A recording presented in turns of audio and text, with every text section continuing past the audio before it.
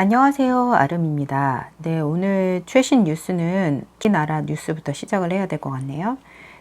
굉장히 이슈가 되고 있는 내용인데 하나가 뭐냐면 세입자 요구된 전세 무한 연장이라고 하는 그 타이틀로 시작되는 뉴스 내용입니다. 첫 번째 슈퍼 여당 주택 임대차 강공이라는 표현으로 나오는데요. 또 어떤 내용이냐면 전월세 상한제도 도입을 하면서 계약갱신 청구권제라고 하는 것도 같이 들어갑니다. 계약갱신 청구권이 임차인에게 주어지는 경우입니다. 그래서 임차인이 원하는 대로, 그러니까 집을 빌리는 사람 원하는 대로 무기한 행사를 할 수 있게 하자, 그렇게 지금 얘기하고 있는데, 박주민 의원이라든지 민주당의 여러 의원들이 이것을 지금 준비하고 있다고 하네요. 근데 막말로 한번 들어가서 내가 계속 살고 싶어요 라고 얘기를 하면 계속 살 수가 있게 되는 겁니다. 그래서 많은 분들이 이게 무슨 공산당이냐, 사유재산 침탈이다, 뭐 내 집인데 어떻게 이럴 수가 있느냐, 뭐 전세금을 그냥 매매가의 99% 정도로 그냥 치어 올려 박으면 되겠지라고 얘기를 하시는데, 네, 그래서 박주민 의원들이 지금 여당에서 이 법을 통과시키려고 하면 물론 여러 가지 절차가 필요합니다. 네, 사법위원회에서 그 법이 정말 적법한지 그런 것들을 이제 검토를 하고요. 또 국민들의 동의도 있어야 돼요. 그래서 국민들의 동의가 10만 명 이상이 된다든가 그런 여러 가지 까다로운 조건이 있긴 한데, 아무래도 여당이 170석 이상을 가지고 있고 180석 가까이 가지고 있고 이 법을 통과하려고 마음을 먹는다면 얼마든지 통과가 가능하겠죠. 네, 일단 유념해서 보셔야 되는 게 토지 공개념이라는 가치관입니다. 네, 이게 뭐냐면 토지의 소유와 처분을 공익을 위해 제한할 수 있다는 개념인데요.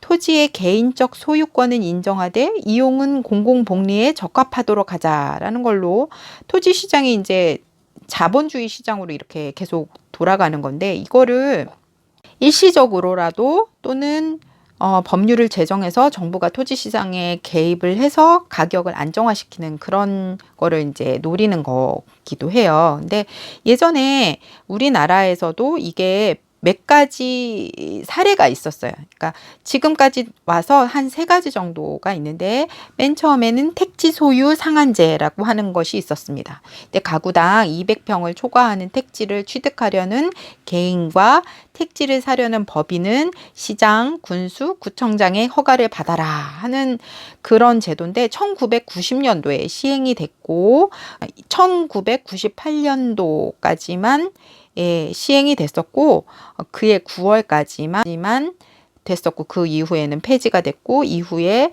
헌법재판소에서 위헌 판정을 받았습니다.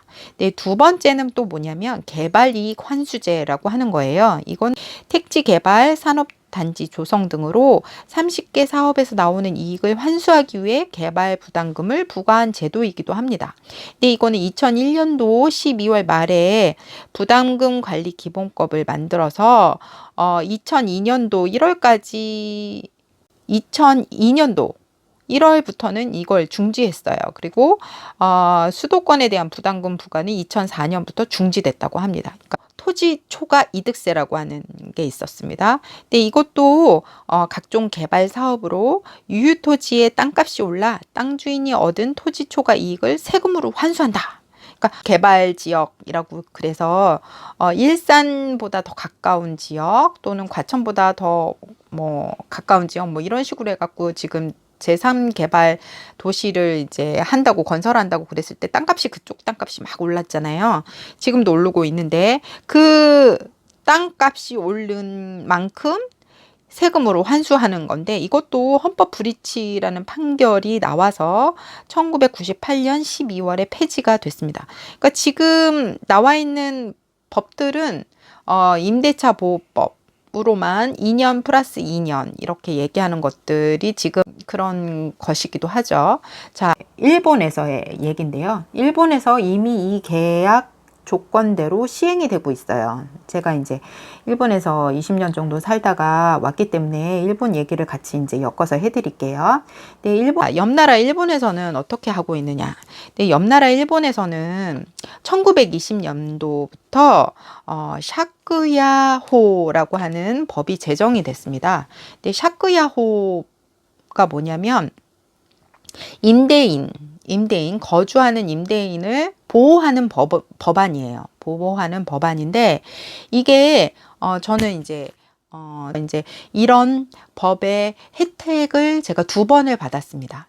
근데 이게 뭐냐면, 거주인의 권리를 인정하기 때문에, 거주인에게 나가라고 할 때, 집주인이 나가라고 할 때, 거주인에게 이사 비용이라든지 뭐 부동산 비용이라든지 뭐 이런 것들을 다 보상을 해줘야지 되는 법이기도 합니다. 그리고 또 한 가지 중요한 것은 임대인, 제가 거주하고 있잖아요. 임대인이 나는 나가고 싶지 않아요 라고 얘기를 하면 계속 갱신을 할 수 있어요. 그래서 똑같은 집에 10년, 20년 사는 게 일본에서는 거의 다반사입니다. 자, 그러면 이 법에 대해서 좀 알아보려고 하는데요. 우리 선생님들이 좀 상식적으로 몇 가지를 알아두셔야 되기 때문에 제가 거기에 대해서 몇 가지를 알려드리고자 합니다. 첫 번째는 전세는 우리나라밖에 없다 라고 하는 거죠. 전세는 우리나라밖에 없다. 자, 일본은 월세만 있습니다. 전 세계적으로 이제 월세만 있는데 미국 같은 경우는 주당 받아요.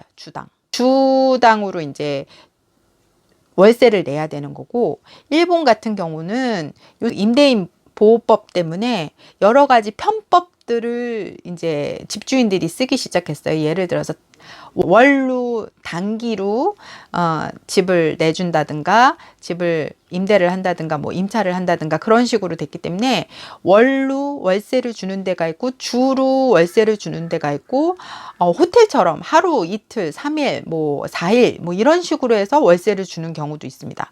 네, 일단은 일본에서는 한 번 이사를 하는데 비용이 많이 듭니다. 네, 일본에서 이사를 하려면 비용이 많이 드는데 제가 일본에서 살고 있었을 때 몇 번 이사를 했느냐면 3번 이사를 했습니다. 그러니까 거의 20년간에 3번밖에 이사를 안 했다고 하면 그것도 많은 거예요. 그것도 외국 사람이기 때문에 많은 거예요. 일본인들은 한 집에서 그냥 끝까지 사는 경우가 굉장히 많습니다. 그 집이 오래돼도 상관이 없이.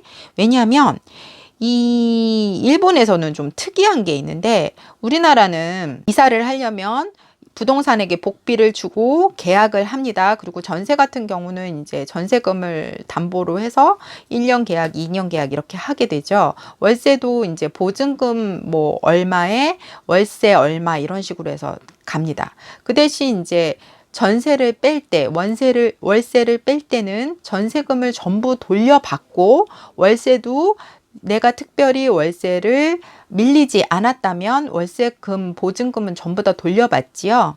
근데 일본은 안 그래요. 일본은 안 그래서 일본 특유의 주택문화법이 있습니다. 그런 거래법이 있어서 첫 번째 보증금에 해당되는 시키킹이라고 하는 게 있어요. 보증금. 일본은 월세밖에 없는데 보증금을 그 월세의 석 달치 내지는 한 달치를 기본으로 걸어 둡니다. 네, 근데 이게 나중에 돌려받는다고는 하지만 돌려받을 수는 있지만 이게 거의 대부분 수리 보존비 또는 수선비로 충당이 되기 때문에 내가 오히려 돈을 내고 나와야 되는 경우도 있습니다. 저는 3번째 이사하는 게 한국으로 들어오는 경유였기 때문에 한국으로 들어오니까 이제 거기 제가 보증금 3개월치를 걸어 놨는데 거기서 제가 살았던 때 벽지, 그 다음에 플로링그, 수선비, 뭐 수선비 이렇게 해가지고 벽지 가는 것만 해도 일본에서는 수십만 엔이에요. 15만 엔 이상이 든다고요. 그럼 제가 만약에 5만 엔짜리 집에 살았다 그러면 15만 엔 이상을 드니까 그 보증금은 제가 돌려받을 수가 없게 되고 플로링그 청소비, 클리닝그비 뭐 이런 것들을 제가 또 다 부담을 해야 돼요. 집주인이 부담을 하는 게 아니고 빌렸던 사람이 부담을 해야 되기 때문에 플러스 5만행을 더 준다든가, 거기 인건비가 너무 비싸니까 나와야지 거기서 이제 계약이 끝나는 겁니다. 근데 만약에 안 했다 그러면 이제 그것도 이제 법률에 걸리는 거기 때문에 나중에 차후에 계속 그거를 내라고 통지서 내지는 독촉서 같은 게 나오게 됩니다.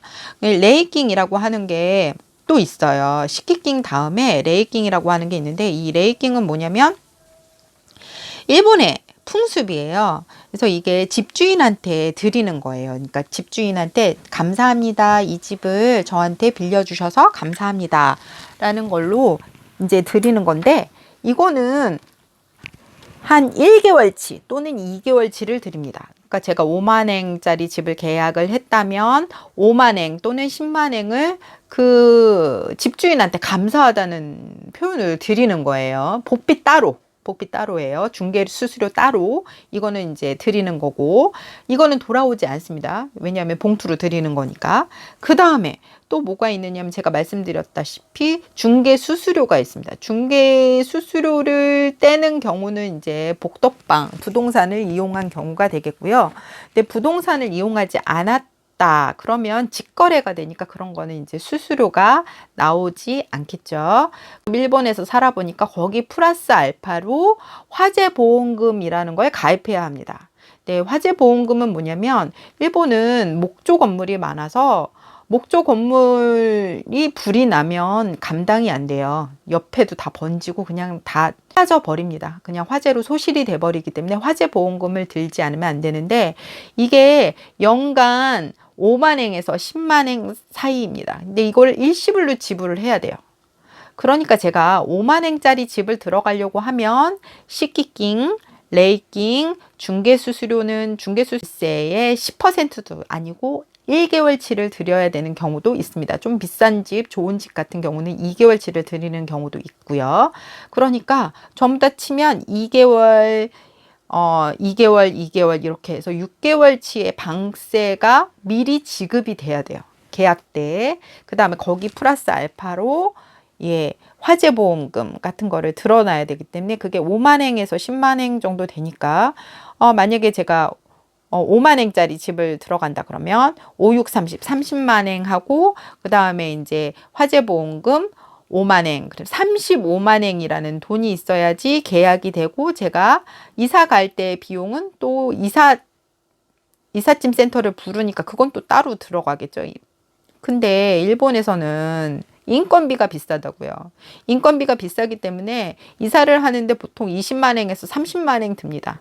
저같이 경우 혼자 사는 히토리그라시 파크라고 하는 거를 이용하게 되면, 히토리그라시 파크라고 그래도 기본 10만행부터 시작이 됩니다. 왜냐하면 사람을 2사람에서 3사람을 쓰기 때문에 일본에서 그런 식으로 이제 법을 정해놨어요. 그래서 제가 이사를 할 때도 15만행 들었습니다. 견적은 12만행이 나왔는데, 실제적으로 이제 짐을 옮기면서 계단을 몇 개를 더 올라가야 되고, 무거운 짐이 몇 개 더 추가가 되고, 이랬기 때문에 뭐 얼마가 더 추가가 됩니다. 그러면서 이제 15만행 이렇게 나왔. 혼자 이사하는데 15만행. 그렇다고 제가 큰 집으로 이사를 가는 그런 짐도 아니었거든요. 자, 그렇게 생각하면 거의 35만행이라는 돈은 이사를 가기 전에 드는 비용이고, 나머지 15만행은 이사할 때 드는 비용이라고 생각하시면 됩니다. 거의 50만행이죠.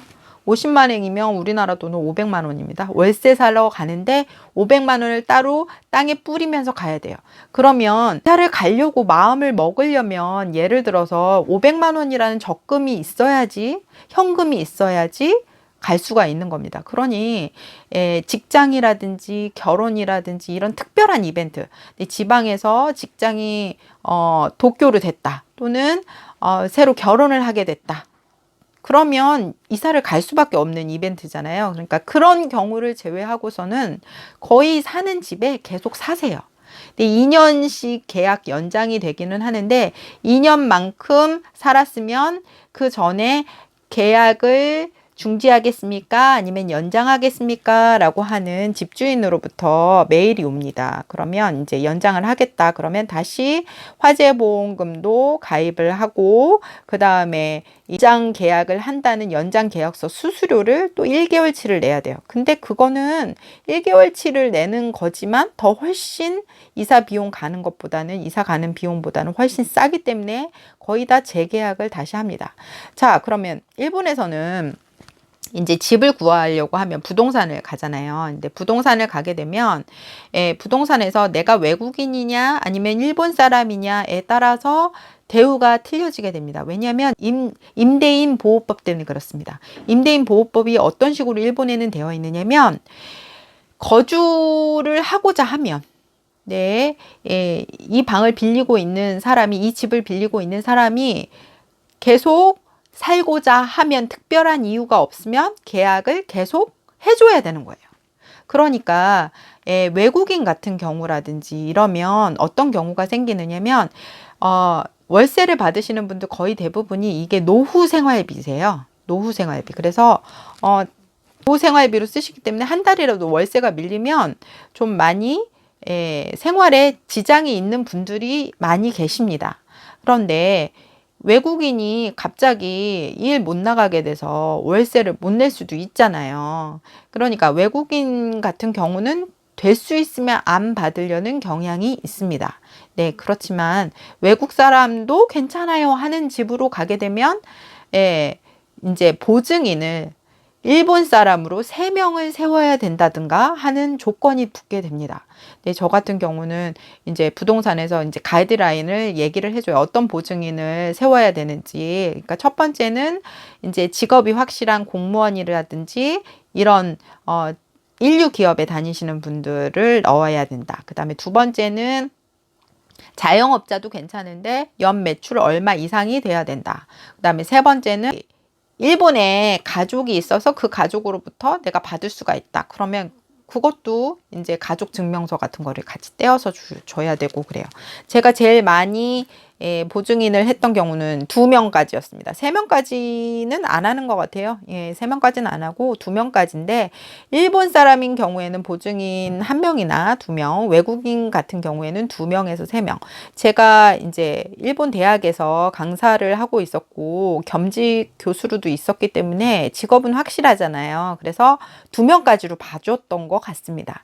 어쨌든 그런데 이 일본에서는 자 월세가 얼마쯤 돼요? 이렇게 물어보시는 분들이 계시는데 월세가 어떻게 되느냐면 일본에선 다따미가 가장 기본적인 계산 방법이 됩니다. 뭐냐면 제가 사는 집에 다다미가 몇 장이 깔릴 면적이 된다. 자, 그림에서도 보시지만 여기 이제 쪼라고 하는 게 정이라고 써 있는 게 있어요. 이게 다다미 몇 장이라고 하는 단위입니다. 그래서 바닥이 다다미로 깔려 있지 않아도 여기는 다다미로 깔면 4장 반이에요. 또는 5장이에요. 6장이에요. 10장분이에요. 라고 하는 걸 그림에서 이렇게 표시를 하게 됩니다.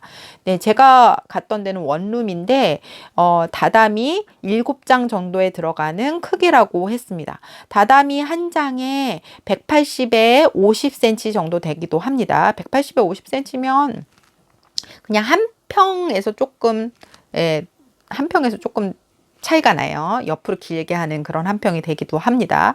자, 그러면 한 평보다는 조금 작은데 이게 한 장에 10,000원이라고 생각하시면 돼요. 만엔. 그렇죠. 4장이 들어간다 그러면 월세가 40,000엔이라는 기준이 섭니다. 만약에 제가 다따미가 7장 들어가는 데다 그러면 70,000엔이라는 계산이 섭니다. 그게 기본이고요. 역에서 가깝다 그러면 거기에 플러스 알파가 되는 거고 역에서 멀다 그러면 거기서 마이너스가 되기도 합니다. 그리고 집이 낡았다, 집이 목조 건물이다, 목조 건물이 아파트라고 얘기를 하는데 아파트는 조금 더 거기에서 싸지는 경향이 있고요. 그 다음에 맨션, 빌라 같은 경우 우리나라에서는 빌라라고 얘기를 하는데 거기선 맨션이라고 얘기를 합니다. 빌라나 맨션 같은 경우에는 관리비가 거기에 또 플러스 알파가 들어가는 경우가 있습니다. 근데 물론 세입자가 전기세, 수도세 이런 거는 다 내야 되긴 합니다만 이 임대인 보호법 때문에 일본에서는 상당히 많은 분들이 이것에 되게 민감하세요. 그래서 우리나라도 지금 이제 만약에 세입자가 원하면 전부 다 무기한으로 연장을 시킨다 그러면 이런 문제가 나올 수도 있겠죠. 일본에서 지금 시행하고 있는 이거는 어떤 거냐면, 지금 박주민 의원도 얘기를 했지만 특별히 월세를 밀리지 않거나 이러면 계속 살아야 된다. 그리고 뭐 특별한 이유가 없으면 이 집을 나가라고 할 수가 없다. 이렇게 얘기를 하고 있는데, 일본에서도 그래요. 세 가지 경우를 제외하면 나가라고 얘기할 수가 없습니다. 입주민에게. 예를 들어서 첫 번째는 어떤 거냐면 월세가 밀리는 경우겠죠. 근데 요번에도 이 우한폐렴 때문에 일본에서도 지금 실업자가 어마어마하게 나왔습니다. 근데 실업자가 어마어마하게 나오고 가게들도 손님이 있어야지 물건을 팔고 가게세를 내는데, 손님이 없고 전부 다 테이크아웃을 하고 그러면 장사가 안 되니까 월세를 낼 수가 없는 거예요. 근데 일본 정부에서는 어떻게 했느냐면, 이 우한폐렴으로 인해서 월세가 밀리는 경우 6개월 동안은 기다려줘야 된다 하는 법을 또 새로 만드셨어요. 요번에. 예, 새로 만드셨습니다. 아우, 임대인 보호법 너무 멋있어요. 네. 그래서 기본적으로 일본에서는 임대인 보고 나가라, 방 빼라 라고 얘기하는 경우가 세 가지가 있는데, 첫 번째는 월세가 밀리는 경우, 6개월 이상 밀리는 경우인데, 요번에 우한폐렴 때문에 6개월 이상 또 플러스가 되니까 1년이 되는 겁니다. 1년 동안 월세를 내지 않아도 방 빼라 라고 얘기를 못해요. 방 빼라 라고 얘기를 하게 되면 그 다음에 주인이 멋대로 와서 야, 방 빼, 이게 아니라 법률 자문인을 같이 데리고 가서, 변호사죠.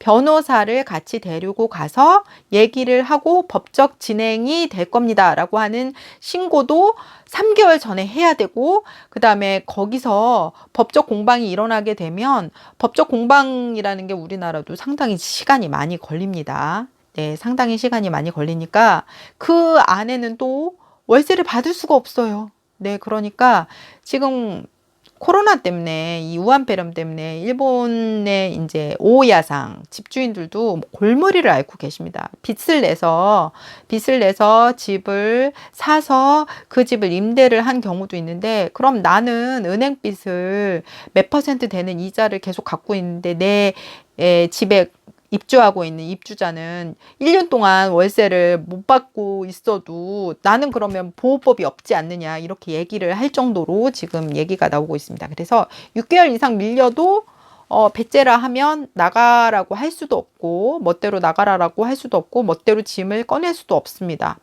일본에서는 어떤 게 있느냐면 요니게라고 하는 게 있습니다. 요니게. 이게 좀 양심적인 분들은 이걸 해주세요. 그리고 요니게를 할 때 세 가지를 써놓고 가세요 하는 가이드라인도 있습니다. 요니게가 뭐냐면 밤중에 그냥 사라지는 거예요. 밤중에 방을 빼는 경우예요. 짐을 빼는 경우도 있고 사람만 사라지는 경우가 있습니다. 근데 제가 말씀드렸듯이 거주인이 있는데, 임대인이 있는데 주인이 마음대로 가서 짐을 못 뺀다고 했어요. 임대인 보호법 때문에. 그러니까 그걸 대비해서 내가 만약에 요니게를 간다, 밤에 혼자 사라지겠다, 월세 낸 거 그냥 이걸로 끝내주세요 하는 걸로, 나는 여기서 사라지겠습니다, 내 짐은 마음대로 처분하셔도 됩니다, 죄송합니다, 뭐 그런 자필 서명 같은 걸 놓고 가지 않으면 이 임차인, 그러니까 집주인이 이걸 마음대로 짐을 못 빼게 돼 있어요. 그래서 요니게를 하신 분들 거의 상당 대부분이 신용불량자이시고 다시는 일본의 적인 생활로 돌아가지 못하시는 경우가 상당히 많습니다. 왜냐하면 내가 요니게를 하고 밤중에 이제 빼거나 혼자 나왔다고 치면 그 다음부터는 이제 주거지와 성명과 전화번호를 밝힐 수가 없게 됩니다. 왜냐하면 그게 밝혀지는 즉시 예전에 내가 그 돈을 지불하지 못했던 월세라든지 그런 청구 같은 게 내 주소와 그런 데로 오기 때문에 그렇습니다. 내 개인정보보호법이라는 게 있기 때문에 집주인이 이걸 법적 공방으로 간다 그러면 법정에서는 그거를 개인정보를 공개해서 개인정보를 추적해서 나머지 월세를 받도록 하고 있기 때문에 보통은 요니게를 하신 분들은 개인정보를 숨기고 그냥 근근히 일일 근로자로서 살아가시는 경우가 많습니다. 네, 일본에서는 이제 그런 분들을 사람 취급을 안 하는 경우도 있습니다. 네, 그 다음에 두 번째 경우는 뭐냐면 두 번째 경우, 야, 방 빼. 여기 내가 살 거야 라고 집주인이 얘기하는 경우입니다. 네, 이런 경우에만 나갈 수가 있어요. 근데 나가는 경우도 집주인이 산다고 이 집을 나가겠다, 나가줘라 라고 하는 것도 3개월 전에 얘기를 해줘야 되고 보상을 해줘야 됩니다. 네, 저 같은 경우는 이제 2번 보상을 받았는데, 첫 번째 보상은 집주인이 이 집이 너무 낡아서 집을 새로 짓고 거기 들어가서 살겠다라고 하셨어요. 그래서 근데 그것도 이제 법률 전문가 변호사분이 저희 집에 오셔서 저한테 여러 가지를 물으시고, 그 다음에 보상 금액이 이런 식으로 산정이 됐는데 어떻게 생각하십니까? 여기에 만약에 동의하시면 사인을 해주시고, 그 다음에 저희가 이사 비용과 그 다음에 이사 비용이 아까 얘기했던 부동산 비용까지 다 포함이 되는 겁니다. 그러니까 식기킹, 레이킹, 호쇼킹, 그 다음에 수수료, 그 다음에 보험료, 이사 비용, 그러니까 약 50만 엔 정도 되는 거죠. 그 금액을 지불을 하겠습니다. 죄송합니다. 나가주십시오 하는 경우는 인정이 돼요. 그런데 그 보상 금액이 마음에 안 든다. 더 줘 라고 입주인이 얘기를 하면 집주인은 자기의 이익을 위해서 그걸 더 줘야 되는 경우가 생기는 거죠. 네, 그 다음에 세 번째 경우는 어떤 경우냐면, 야, 방 빼. 이게 가능한 경우가 뭐냐면, 계약서 내용에서 이 거주자가 계약서 내용대로 살지 않을 때입니다. 예를 들어서 첫 번째는 페트를 키우지 마세요. 애완동물을 키우지 마세요. 애완식물은 괜찮은데 애완동물, 뱀, 거미, 곤충 뭐 이런 것까지 다 해서 토끼도 안 돼요. 멍멍이도 안 돼요. 고양이도 안 돼요. 이러는데 고양이를 기르고 있었다. 멍멍이를 기르고 있었던 게 발각이 됐다. 그럼 집주인이 1차적으로 경고를 합니다. 네, 여기 계약서에 멍멍이 안 되고 고양이 안 되고 하는 사항이 있으니까 방을 빼시던지 애완동물 기르는 걸 금해 주십시오 라고 얘기를 하는데, 그게 안 지켜질 경우 6개월 기다려야 됩니다. 그것도 네, 6개월 정도 또 기다려줬다가 안 된다 그러면 방 빼라, 이렇게 얘기할 수 있습니다. 얘기할 수 있습니다. 고지할 수 있습니다. 그것도 변호사를 통해서 고지가 가능하십니다. 그 다음에 또 한 가지, 세 번째 경우는 어떤 경우냐면요. 이게 그 세 번째 경우 중에서도 좀 황당한 경우인데, 집주인이 보기에 이 세입자 안 되겠다 하는 경우입니다. 그러니까 이게 여러 가지가 있어요. 그러니까 밤마다 술 취해서 뭐 고래고래 노래를 부르고 떠든다. 그다음에 이건 소음 방지법이라고 하는 거가 있기 때문에 이거는 또 이제 증거를 모아야 되기 때문에 집주인이 상당히 힘들어하는 경우입니다.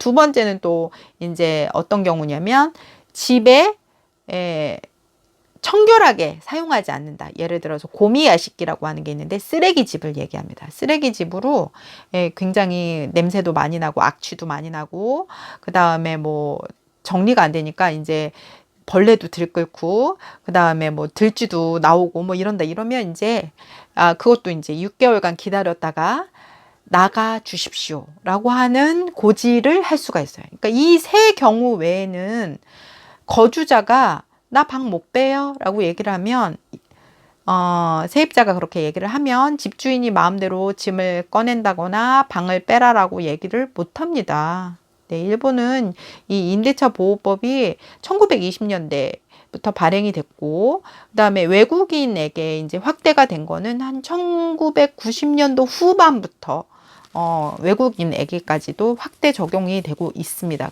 일본 사람도 그런 경우가 참 드물다고 얘기를 하시던데, 저 같은 경우에는 첫 번째는 이제 집주인이 그 집이 너무 낡았으니까 새 집을 지어서 자기가 살 거예요 라고 얘기를 하셨기 때문에 방을 뺀 경우고요.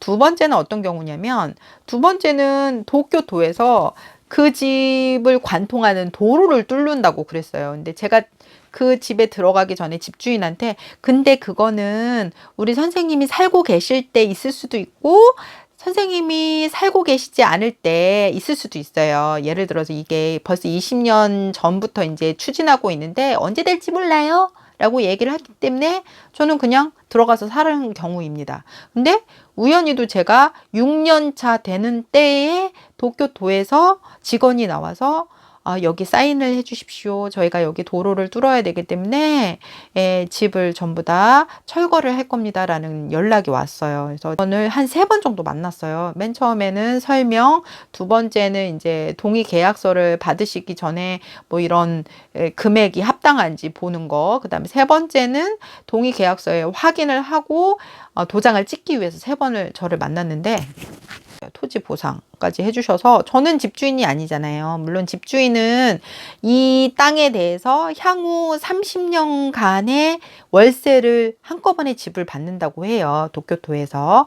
그리고 저는 1년치 월세를 미리 받고 그 월세 보상금이 된 거예요. 그래서 월세 보상금이라고 하는 거를 미리 받아서 다른 집에 이사 가도록 하는 비용까지 다 받아서 좀 일본 분들도 돈을 벌었네요 라고 얘기할 정도로 보상을 받고 나온 케이스입니다. 그러니까 이 일본에서는 제 주변에도 많은 일본인이 계셨지만 굉장히 많은 분들이 그냥 사세요. 그냥 사세요. 그러니까 집이 낡고 고쳐야 되고 수리해야 되고 뭐 이런 거는 집주인한테 얘기를 하면 수리는 해주지만 싱크대 같은 경우는 이제 공사가 대대적으로 되니까 세입자가 있으면 공사를 못 하거든요. 일본에서는 세입자가 있을 때 무슨 공사 같은 그런 대대적인 공사 같은 건 못 해요. 그래서 세입자가 나간 뒤에 집을 새로 고쳐서 다른 세입자를 받는다거나 그런 거는 있을 수 있지만 10년 차 세입자에게 자 싱크대 고쳐드릴 테니까 방을 좀 빼실까요? 이것도 안 되거든요. 그래서 10년, 15년, 뭐 30년 된 집도 많고요. 40년 된 집도 되게 많아요. 그런 집들에 그냥 계속 사세요. 그런데 그 집들을 만약에 집주인이 부시고 철거를 하고 새로 지을 테니까 나가주세요 얘기를 할 때는 아까 말씀드린 3개월 전에 고지를 해야 되고 뭐 토지 보상에 대한 보상도 해줘야 되고 이사 비용도 해줘야 되고 하는 것들이 굉장히 많습니다. 일본에 이렇게 이제 집주인이 별로 보호를 못 받고 거주인이 보호를 받게끔 이렇게 해 놓은 것이 벌써 몇십 년째 이루어지고 있습니다. 그래서 우리나라의 경우 법률이 만약에 이렇게 바뀌면 정말 여러 가지 것들이 이제 집주인보다 거주인 우선으로 바뀌게 되겠죠. 예, 그래서 이제 한번 들어간 집이 좋으면 계속 전세를 계속 살 수 있게 된다. 뭐 이런 것도 있고 그러는데, 그 대신 뭐 방을 빼주세요라고 말할 수 있는 권리를 또한 잘 보완해서 만들면 좋을 것 같아요. 법률을 하나만 만드는 게 아니고 양쪽에 다 정말 좋은 법안이다라고 생각할 수 있고 또 전세나 월세 우리나라에서 특별히 있는 이 전세 제도 굉장히 좋은 제도라고 저는 생각하는데 점점 이 전세 제도도 어려울 것 같네요. 이제 월세로 가는 세대가 올까요? 일본에서는 이런 식으로 보호를 하고 있고 입주자 보호를 하고 있고 집주인에 대한 것들은 이렇게 되고 있다라고 안내 말씀드렸습니다. 네, 오늘은 여기까지였습니다. 감사합니다. 구독과 좋아요를 꼭 부탁드립니다.